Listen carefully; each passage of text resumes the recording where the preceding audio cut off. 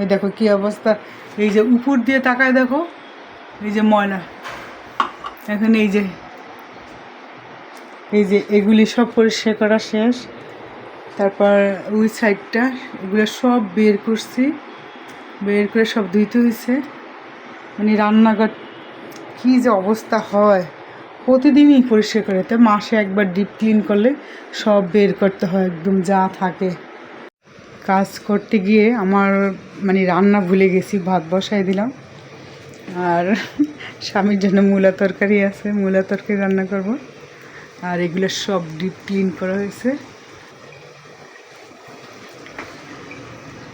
ঘর পরিষ্কার থাকলে মনটাও ভালো লাগে।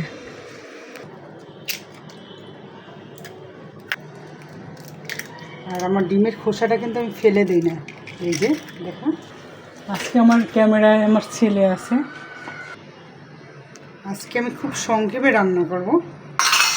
এই যে সয়া নারকেল দিয়ে ডিম দিয়ে, এই রেসিপিটা শেয়ার করব না, যেহেতু আজকে রান্না করে ক্লিন করছি।